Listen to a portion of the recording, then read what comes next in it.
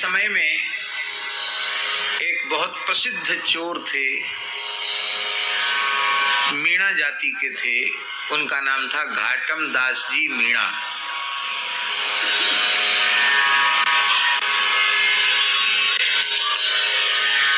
उनके जीवन में एक बार परिवर्तन आया, बड़ा विलक्षण परिवर्तन। उनके पिता ने मरते समय अपने पुत्रों को बुलाया, बोले भाई देखो अब मैं तो मर रहा हूं, मैं अब बचूंगा नहीं, पर हमारी अंतिम बात सुन लो, इसका पालन करोगे तो तुम सब सुखी रहोगे। पुत्र बेचारे बड़े पिता के भक्त थे, हाथ जोड़ के खड़े हो गए, पिताजी बताओ, आप मर तो रही हो, अंतिम बात बता दो, कुछ कल्याण की बात बता दो। तो पिता ने क्या बताया कि देखो भूल के कभी कथा नहीं सुनना। हाँ, कहीं तुम सत्संग में साधु महात्मा कुछ न कुछ कीर्तन करते हैं, कथा कहते हैं, सत्संग करते हैं, वहां तुम मत जाना।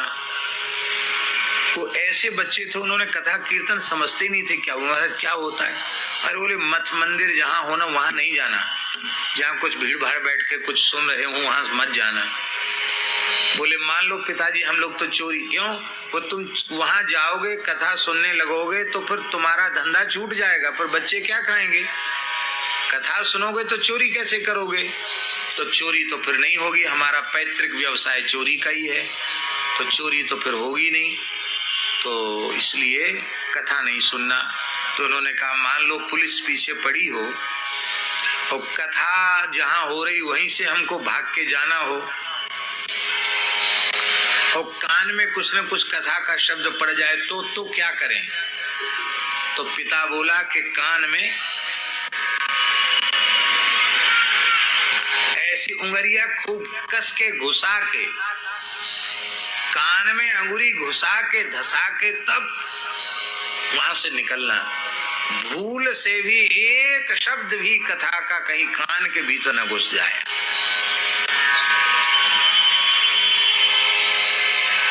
पिताजी तो कह के चले गए कि कथा मत सुनना, नहीं तो चोरी नहीं होगी। लड़के सब पितरी आज्ञा पालक थे, वो सब कथा वथा नहीं सुनते थे, अपना उपद्रव करते थे। एक दिन घाटम जी के जीवन में ऐसी घटना घटित हो गई, पुलिस पीछे पड़ी थी और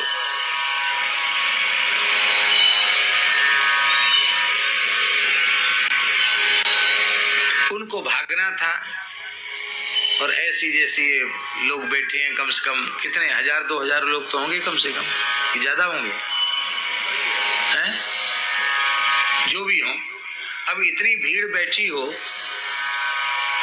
और वहीं से निकलना हो तो क्या करोगे? तो उसी में से निकला वो। पिताजी की बात याद है, पिताजी के अंतिम वचन थे कथा नहीं सुनना। तो उसने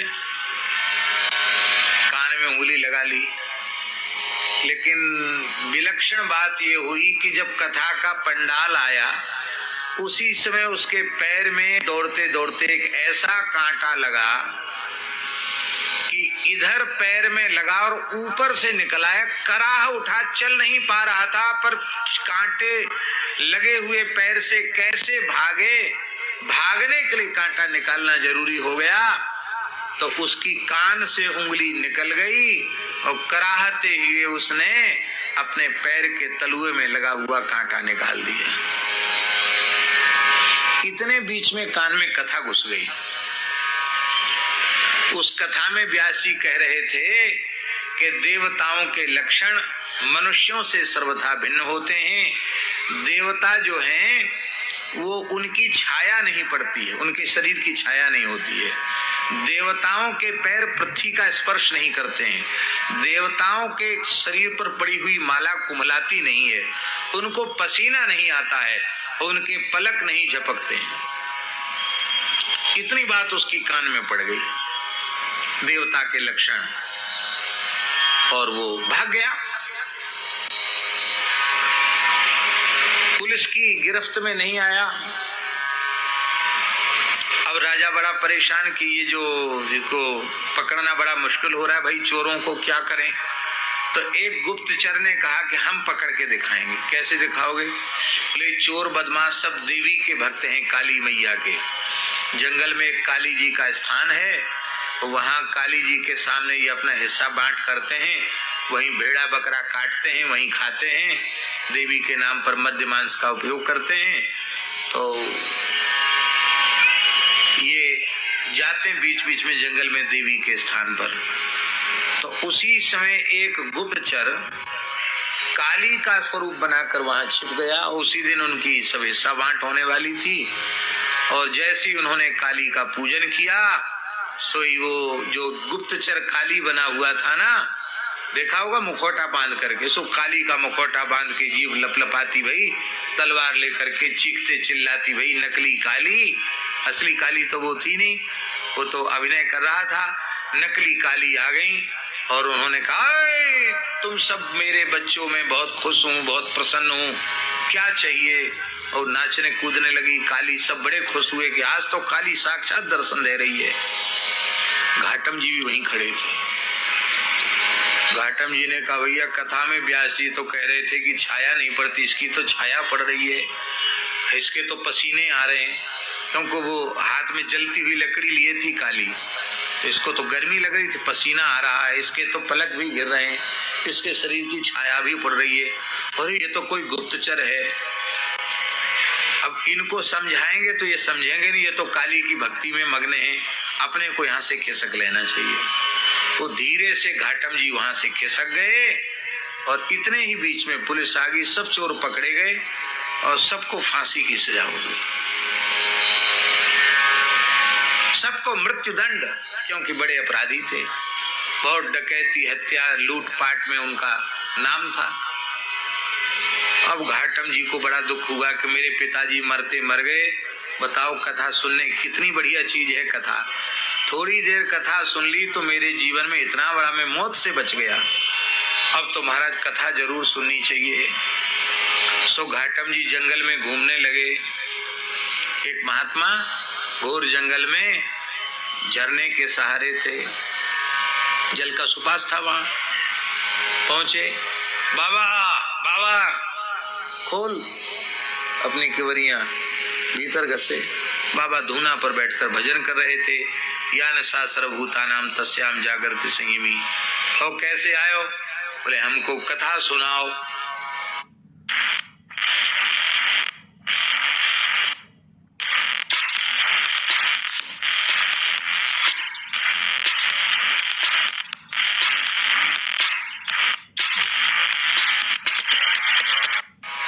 अब 2 बजे रात को, 1:30 बजे रात को कोई किसी महात्मा के पास पहुंच जाए और धमका के कहे कि कथा सुना दो। कथा सुनाने का समय है क्या? अभी समय से सब काम होता। महात्मा बोले भाई कैसे? बोले नहीं, तुम कथा सुनाओ, अभी कथा सुनाओ, हमको सत्संग सुनाओ। सारी घटना बताई। देखो हम चोर हैं, चोरी करना हम छोड़ नहीं सकते, नहीं हमारे परिवार के लोग भूखे मर जाएंगे, हमको कोई बढ़िया बात सुनाओ, सत्संग की बात सुनाओ। तो संत जी को दया आ गई, सारी बात समझी।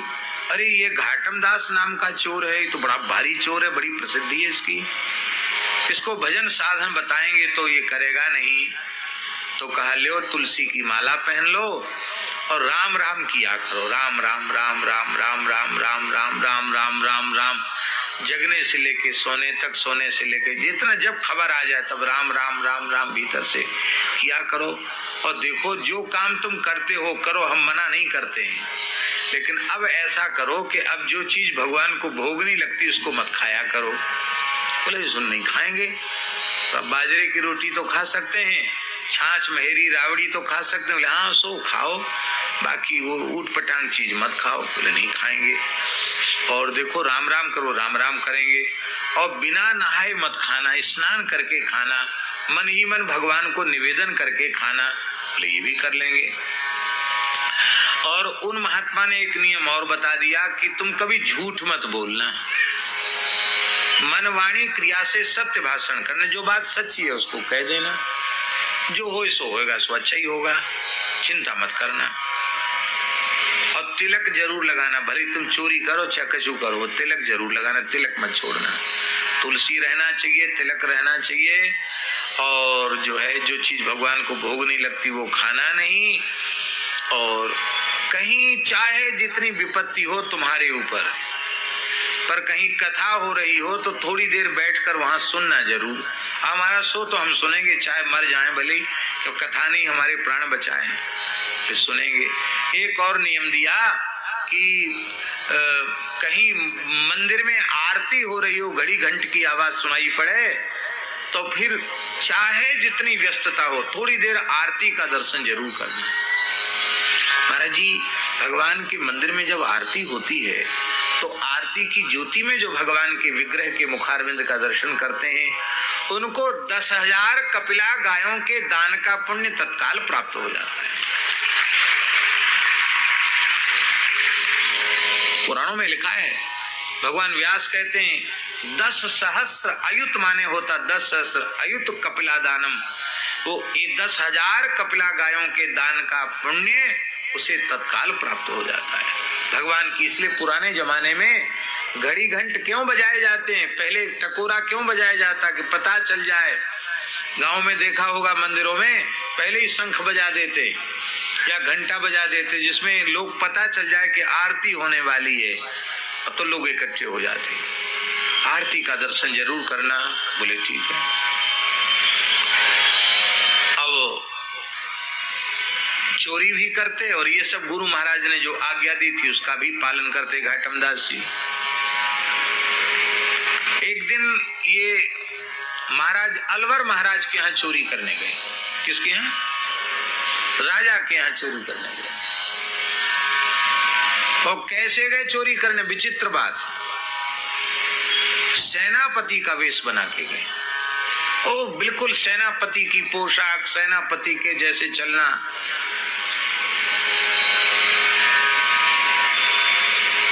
और इधर से तो गए साधारण घोड़े पर बैठ करके, अपना जो घोड़ा उनके पास था। और जैसे ही वहां पहुंचे तो जो महल का दरबान था उसने पूछा कौन? तो गुरुजी की बात याद आई। गुरुजी ने कहा था झूठ मत बोलना। कहा चोर। कहा कौन? कहा चोर। तो दरबान शक पका गया कि चोर अपने को चोर थोड़ी बोल सकता है, ये तो सेनापति जी हैं और ये डांट रहे हैं हमको कि तुम सेनापति को भी नहीं पहचानते, आंख फूट गई क्या तुम्हारी? बोले सरकार हजूर क्षमा करना, हम आपको पहचान नहीं पाए, आपके लिए थोड़े ही हम दरबान हैं, आप तो प्रेम से भीतर जाओ। भीतर घुसा दिया उसने। आगे फिर ड्यूटी पर एक सिपाही मिला, उसने कहा कौन? बोले चोर। अरे साहब हम आपको भूल गए, आप सेनापति जी हैं, भीतर पधारो।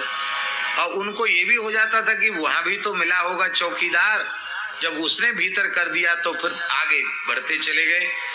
और सबने यही सोचा पहरेदारों ने कि कोई अत्यंत आवश्यक गुप्त मंत्रणा की बात है जो आधी रात के समय इनको बुलाया है।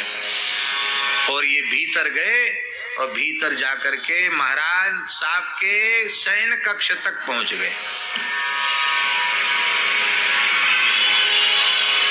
अब छोटी मोटी चोरी राजा के यहाँ करने की तो जरूरत है नहीं। रानी ने सोते समय अपने हीरे जवाहरात से जड़े हुए बहुमूल्य आभूषण उतार के रखे थे। राजा साहब ने भी अपने कुछ आभूषण रखे थे। तो महाराज और महारानी के आभूषणों को तुरंत कपड़े में बांधा और वहां से खिसके, और जाते समय इन्होंने राजा का शाही घोड़ा लिया, जो राजा का अपना निजी घोड़ा था जिस पर राजा ही सवारी करते थे। विशेष घोड़ा था, काले रंग का घोड़ा था, अरबी घोड़ा था। उस घोड़े पर इन्होंने सवारी किया, लगाम कस करके और चले। तो जब आते समय लोगों से इन्होंने चोर कहा तो जाते समय तो किसी ने इनको टोका ही नहीं, अपने आराम से चले गए। अब इधर राजा जब उठे तो उन्होंने देखा कि अरे तो हम आभूषण, इतने पहरे में जब हमारे कक्ष से चोरी हो गई, इसका मतलब जब राजा की चोरी हो गई तो प्रजा भी असुरक्षित है। कि इतनी बड़ी चोरी तो घाटम दास ही कर सकता। भैया तुरंत पुलिस दौड़ने लगी, पकड़ो पकड़ो पकड़ो पकड़ो पकड़ो घाटम दास। चौकीदारों को बुलाया गया, क्यों भाई क्या बात है? बोले महाराज सेनापति जी आए थे, हमने तो पूछा था कौन? बोले हम चोर। तो हम तो सेनापति, अपन चोर अपने को चोर थोड़ी कहेगा। राजा ने तत्काल सेनापति को जवाब तलब किया। सेनापति ने कहा हजूर हम तो अपनी छावनी में ही थे, हम तो आए नहीं, रात को हम तो उठ के आए नहीं। तो सबको पक्का हो गया कि घाटम दास ही था। तो अभी भाग के कहीं गया थोड़ी होगा, पकड़ो उसको।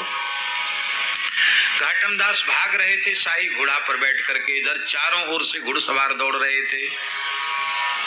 अब सवेरा हो गया। एक संत का स्थान था जंगल में, वहां ठाकुर जी की मंगला आरती का समय हो गया। जैसे ही शंख बजा, घड़ी घंट बजे, तो तुरंत उन्होंने घोड़ा बांध दिया। गुरु जी की फिर बात याद आ गई कि आरती छोड़ के नहीं जाना। घाटम दास जी आरती में खड़े हो गए। पीछे से पुलिस आ गई, घाटम दास को पकड़ लिया।